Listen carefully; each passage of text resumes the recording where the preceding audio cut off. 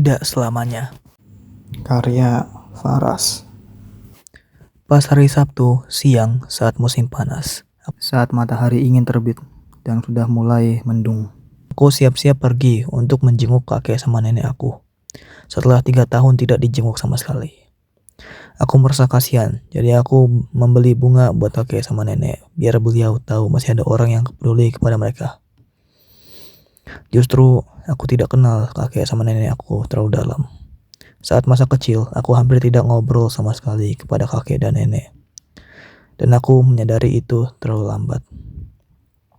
Kakek dan nenek juga tidak kenal aku, walaupun aku cucu beliau.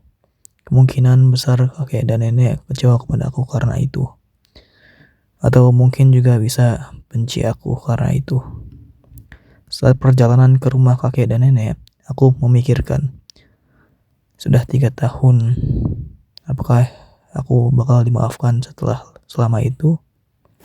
Di seluruh perjalanan ke rumah kakek sama nenek aku, pikiran otak aku cuman hal yang buruk.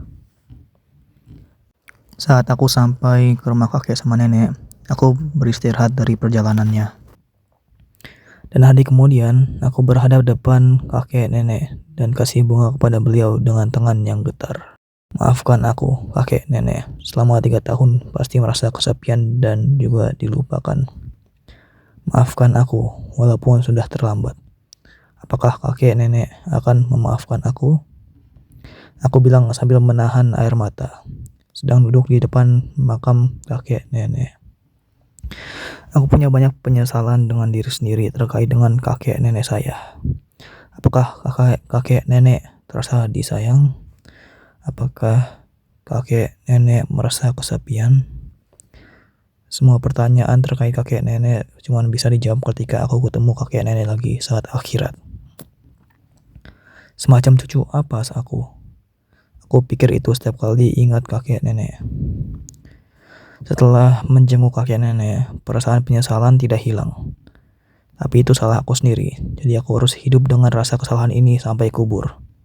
Karena rasa kesalahan itu yang bikin aku mau lanjut hidup, biar saat aku ketemu kakek nenek lagi, kakek nenek tidak bakal kecewa lagi kepada cucu yang berdiri dengan muka yang puas terhadap hidup dia.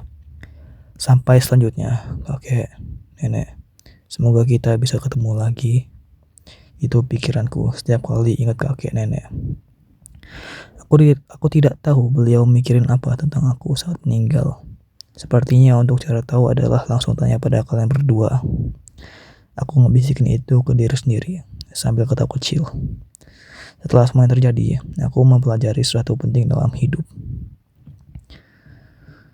Walaupun harganya kakek dan nenek aku, itu tidak apa-apa. Karena dari sekarang, aku tidak bakal melakukan kesalahan yang sama.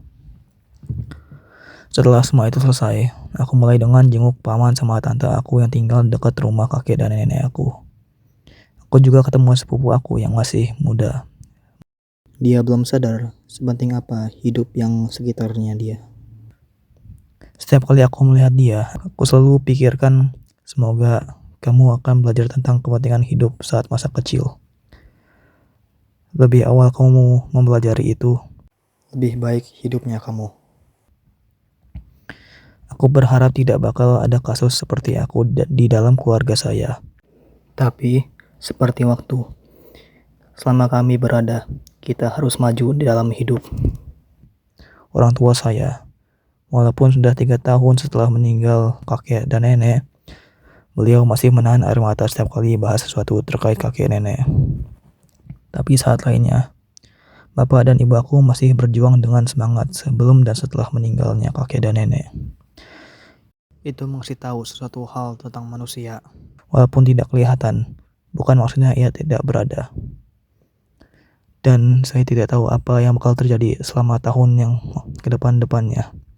Tapi yang aku ingin harapkan adalah kakek, nenek, walaupun beliau tidak akan mendengar cerita ini, aku berharap kamu bisa memaafkan aku saat aku ketemu kamu di akhirat.